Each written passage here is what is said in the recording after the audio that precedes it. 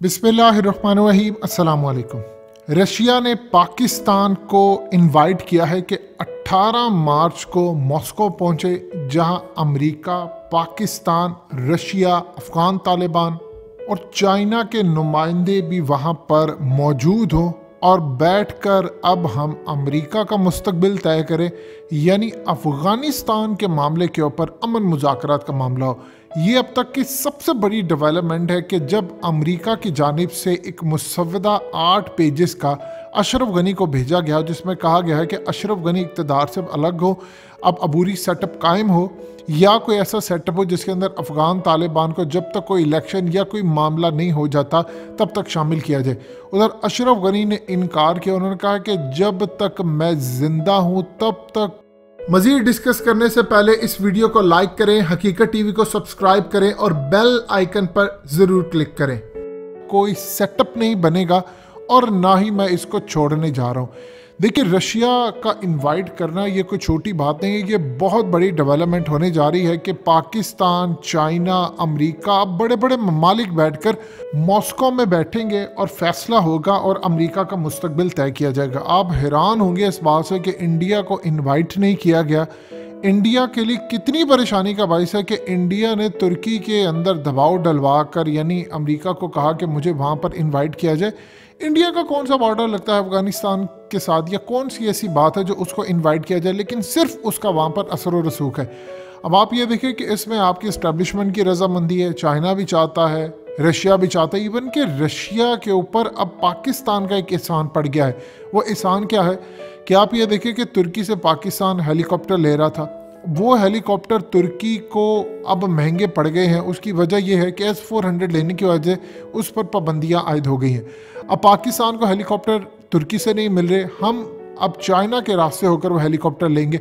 अब मुस्तकबिल के अंदर तुर्की को भी पाबंदियों का सामना है, लिहाजा इस सूरत हाल के अंदर रशिया इस बात को अच्छी तरह समझता है कि तुर्की और पाकिस्तान अफ़गान तालिबान के साथ भाइयों वाला इनका सलूक है, आपस में इनके ताल्लुकात बड़े अच्छे हैं, चाइना के साथ इनके ताल्लुकात अच्छे हैं और दोनों ही इंडिया को अपना दुश्मन समझते हैं और अच्छा खासा दुश्मन समझते हैं। लिहाजा अब इनकी मदद करना, इनका साथ देना मेरा फ़र्ज़ है।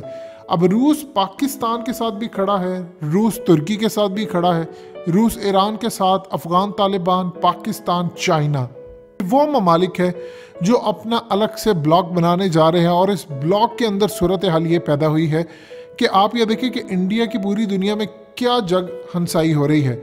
इस वक्त सऊदी अरब के जो एनर्जी मिनिस्टर हैं, चूँकि इंडिया बार बार उनसे कह रहा है कि आप तेल की कीमतें गिराएं, तेल की कीमतें गिराएं, उन्होंने इनको बड़ा ज़बरदस्त जवाब दिया। उन्होंने कहा कि जब पिछले साल 2020 में कोरोना आया था, अप्रैल, मई, जून, इसमें जब तेल की कीमतें ज़मीन बोस हो गई थी, जब $5 मनफी में भी चली गई थी और बहुत सारी सूरत हाल ख़राब हो गई थी, आपने जब तेल बहुत ज़्यादा ख़रीद कर स्टोर किया था, इस वक्त अगर तेल महंगा है तो वो स्टोरेज में से तेल निकाल कर इस्तेमाल करें और तेल इस्तेमाल करें, इससे आपको भी फ़ायदा होगा। यानी आप सोच लें क्लियरली उन्होंने क्या ज़बरदस्त तरीके से जवाब दिया इंडिया को। इंडिया पूरी दुनिया में आइसोलेट हो रहा है। पाकिस्तान के हवाले से मामला देख ले क्या सामने है कि अशरफ गनी ने अमेरिका को धमकी दी है कि वो किसी सूरत इक़्तिदार से अलग नहीं होगा, किसी अबूरी सेटअप का हिस्सा नहीं बनेगा, मेरी हुकूमत चलती रहेगी। उसके पीछे इंडिया खड़ा है। अब इंडिया अशरफ गनी को पुश कर रहा है कि नहीं, तुम हट गए तो उसके बाद ये हुकूमत गई, क्योंकि एक दफ़ा हुकूमत चली गई तो उसके बाद फिर कोई ऐसा शख्स आएगा जिसके अंदर अफ़गान तालिबान होंगे, हुकूमत में जो मामला होंगे वो बड़े ख़राब हो जाएंगे, तुम डटे रहो। अमेरिका इस बात को अच्छी तरह समझता है। इंडिया पूरी तरह इन्फ्लुएंस अपना डालने की कोशिश कर रहा है, मामला ख़राब करने की कोशिश कर रहा है। यही वो चीज़ है जो खटक रही है इस वक्त इंडिया को कि आप ये देखिए कि रशिया ने मीटिंग बुला ली है, अब वहाँ पर इंडिया को इनवाइट नहीं किया। इंडिया के ताल्लुकात रशिया के साथ कितने ज़बरदस्त रहे कि 80% असलहा उनका होता था। अब ये देखिए कि इस वक्त इंडिया MK9 रिपर ड्रोन्स ले रहा है जो $3 अरब के हैं। वो रूस की तरफ नहीं जा रहा ड्रोन लेने के लिए, अब वो जा रहा है अमेरिका की तरफ, अब वो जा रहा है इसराइल की तरफ, अब वो टैंक्स ले, हथियार ले, जहाज़ ले, कोई भी चीज़ ले, वो अमेरिका को देख रहा है, वो रशिया को नहीं देख रहा। इस सूरत हाल में इंडिया के रशिया के साथ ताल्लुकात बहुत ज़्यादा ख़राब है। रशिया को पता चल चुका है कि मुस्तकबिल हमारा इनके साथ नहीं। आप ये देखिए कि इंडिया ने कितनी कोशिश की रशिया के ऊपर, प्रेशर डाला कि आप एक दफ़ा कश्मीर के हक़ में बयान दें, हालत तो ये हो चुकी थी कि उन्होंने जाली झूठी खबरें चलाना शुरू कर दी अपने मीडिया पर। जब हकीकत टीवी ने आपको बताया था कि रूस ने कत्तन कश्मीर के मामले पर इनका साथ नहीं दिया, ये खबर ही जाली है। और उसके बाद सूरत हाल देख लें, वो खबर बाद में जाली साबित हुई। वो क्या था कि ये प्रेशर डालना चाह रहे थे कि रूस कश्मीर के मामले पर साथ खड़ा है। रूस बेवकूफ़ है, मुस्तकबिल उसको पता है पाकिस्तान के साथ है, उसको पता है कि चाइना के साथ उसका मुस्तकबिल है। वो अमेरिका के खिलाफ जा रहा है। आप ये देखें कि इंडिया अब S-400 ले रहा है, इंडिया पर पाबंदियां लगने वाली है, क्योंकि तुर्की पर पाबंदी है तो इन पर भी पाबंदी है। इंडिया ने बड़ी दफ़ा अमेरिका से कहा है कि देखो आप हम पर पाबंदी ना लगाओ, रूस पाकिस्तान और चाइना की गोद में चला जाएगा, जो तुम्हारे लिए बड़ा ख़तरनाक होगा। बाइडन ने कहा कि हमें इससे कोई लेना देना नहीं है, हम पूरी तरह इस बात की समझ से पाबंदियां तुम पर लगेगी। उनको सिर्फ तकलीफ इस चीज़ की है कि इस वक्त तुर्की उनसे लेगा, ईरान उनसे लेगा, पाकिस्तान उनसे S-400 S-500 ये तमाम चीज़ें लेगा। और उनको अच्छी तरह पता है कि पाकिस्तान रूस से मामला तय कर रहा है, पाकिस्तान रूस से चीज़ें खरीद रहा है। अभी पाकिस्तान ऐलान नहीं कर रहा क्योंकि हम पर पाबंदी लग जाएगी। पाकिस्तान रूस के साथ अपने ताल्लुकात बहाल कर चुका है। वो अमेरिका की नस्ल से वाकिफ़ है, क्योंकि उनको पता है कि रूस का अगला मकसद है कि पाकिस्तान से मिलकर, अफगान तालिबान से मिलकर अमेरिका ने रूस को तोड़ा, अब रूस सेम रिपीट करना चाह रहा है चीज़। जिस तरह अब चाइना ये देख रहा है कि अमेरिका कश्मीर को, पाकिस्तान वाला इंडिया को मिलाकर एक अपने अड्डे बनाना चाहता था, अब यही चीज़ चाह रहा है कि चाइना ये चाह रहा है कि किसी तरह मैं यहाँ पर अपना इन्फ्लुएंस बना दूँ। तो लिहाजा इस सूरत हाल के अंदर इंडिया के हालात ख़राब हो रहे हैं। ये मीटिंग कोई छोटी मीटिंग नहीं हो रही।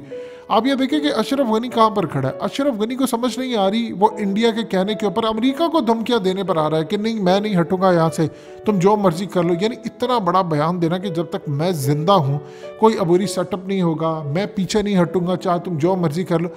अमेरिका के पास बहुत सारे रास्ते हैं अशरफ गनी को रास्ते से हटाने के लिए। वो इसको दुनिया से भी हटा देंगे तो नाम लगा देंगे किसी का कि फलाने ने किया था, कि दाइश ने किया था, उसने किया था, इसने किया था। उनके पास बहुत सारी चाल होती है, ये आप अच्छी तरह समझ लीजिएगा। देखिए कई बुजुर्ग तो पेशन गोई कर चुके हैं मोदी के बारे में भी और अशरफ गनी के बारे में भी कि इनको इन्हीं के अपने लोग मारेंगे। अब इंडिया के लिए तो हालात इस वक्त बड़े नासाजगार हो चुके हैं कि अरब वर्ल्ड के अंदर भी उनकी कोई सुनवाई नहीं हो रही, वहाँ से भी मामलात ख़राब है, यहाँ से भी मामलात ख़राब है, रशिया से मामलात ख़राब है, अफ़गानिस्तान में मामलात ख़राब है, पाकिस्तान वैसे नहीं छोड़ा। और अब अमेरिका के जो इंडो पैसिफिक के कमांडर है वो भी ऐलान कर चुके हैं कि चाइना अभी तक निकला ही नहीं है इंडिया के इलाके छोड़कर, ये सब झूठ था, फ्रॉड था। इंडिया को इस बात का इदराक हो चुका है कि ये मामला क्या है। ये चीज़ें पूरी तरह इंडिया के हक से निकल चुकी हैं। और अब ये देखें इस मीटिंग के अंदर क्या फैसला होगा। इस मीटिंग में ये भी डिस्कस किया जाएगा कि इंडिया का रोल क्या है, इंडिया वहाँ पर क्या काम कर रहा है, इंडिया ने क्या वहाँ पर बखेड़े खेले, इंडिया ने पाकिस्तान के खिलाफ क्या काम किया, वहाँ पर यह भी फैसला होगा। अमेरिका से बात होगी कि आप इंडिया को बैक करें, और इंडिया डिस्कस हो रहा है और इंडिया ही वहाँ पर मौजूद नहीं होगा। इंडिया पूरी तरह आइसोलेट होता जा रहा है, रूस उससे अलग हो गया, पाकिस्तान उसको नहीं छोड़ने वाला। मुस्तकबिल के अंदर तो हालत ये है कि वो चाइना के रहमो करम पर आ गया है कि ब्लैकआउट की टेक्नोलॉजी अब उसके पास आ गई है, पाकिस्तान के पास है। वो अमेरिका को कह रहा है मुझे टेक्नोलॉजी दो, दूसरी तरफ वो अशरफ गनी को बैक कर रहा है और कह रहा है तुमने अमेरिका की बात नहीं मानी, अबूरी सेटअप नहीं बनवाना, उनको धमकियाँ दो। इस सूरत हाल में ये सोच रहे हैं कि बाइडेन इनकी आगे बढ़कर मदद करेगा। वहाँ पर अमेरिकी कमांडर ये बात कह रहे हैं कि हम चाइना से ये जंग हार रहे हैं, इंडो पैसिफिक की जो स्ट्रेटजी है वो हमारी फेल हो रही है। लिहाजा इस पूरी सूरत हाल के अंदर हमें समझना है कि मामला किस हद तक खराब हो चुके हैं। दोस्तों हकीकत टीवी को सब्सक्राइब करना मत भूलिए, वीडियो को लाइक करें, शेयर करें और कमेंट सेक्शन में अपनी राय का इजहार जरूर करें।